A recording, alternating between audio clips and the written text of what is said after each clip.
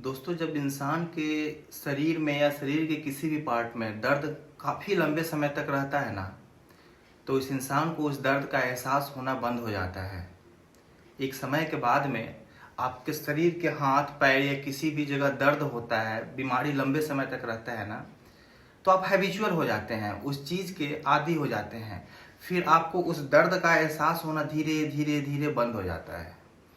शायद यही हुआ है बिहार के लोगों के साथ में।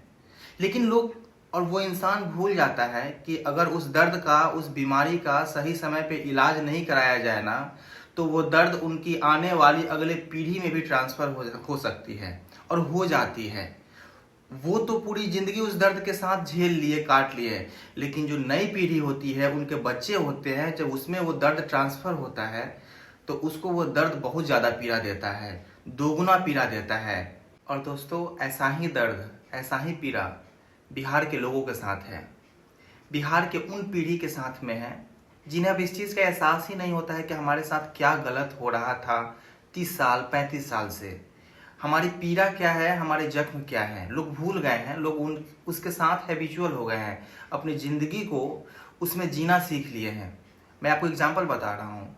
आज हमारे पिताजी, आपके पिताजी या जो भी इस उम्र के लोग हैं, उनके लिए पलायन कोई बहुत बड़ा दर्द नहीं लगता है। उन्हें पता है कि मेरा बेटा बड़ा होगा, उसको मैं पैसे कमाऊंगा और पैसे लेके उसको कॉलेज के लिए बेंगलोर, चेन्नई, कहीं भी बड़े शहरों में भेजना है मुझे। उनको इस चीज़ की आदत हो गई है।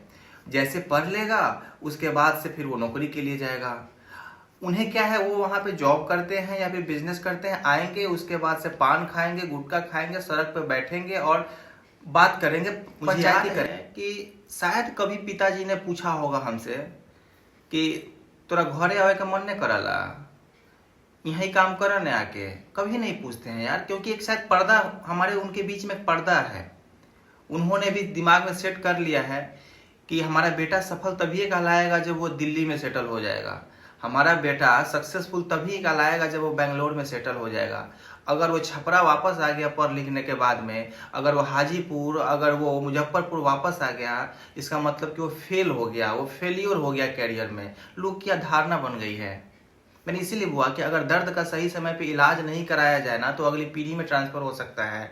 यही चीज़ बिहार के लोगों के साथ में है। अगर पलायन का, अगर इस भ्रष्टाचार का अगर हम अभी इलाज नहीं किए ना, तो जो दर्द हमने झेला है वो दर्द हमारी आगे आने वाली पीढ़ी भी झेलेगी। क्योंकि जिस बीमारी का इलाज हमारे पिताजी ने नहीं कराया था समय रहते, और वो बीमारी हम में ट्रांसफर हो गई, हमें पलायन का दर्द झेलना पड़ रहा है। अगर इस बीमारी का इलाज हम सही समय पे नहीं किए, अभी नहीं किए, तो ये बीमारी हमारी आगे आने वाली पीढ़ी को झेलना पड़ेगा। ये पलायन का दर्द हमारे बच्चे को झेलना पड़ेगा, आपके बच्चे को झेलना पड़ेगा। इसीलिए कहते हैं कि जो हुआ सो हुआ यार, बहुत दर्द झेले हम लोग। हमें दर्द सहने का आदी नहीं बनना है, हमें दर्द का, रोग का सही समय पे इलाज कराना होगा। तो आप तैयार है ना इलाज कराने के लिए? अभी कराना है, यही समय है, सही समय है। अपने लिए नहीं से अपने बच्चों के लिए इलाज कराइए।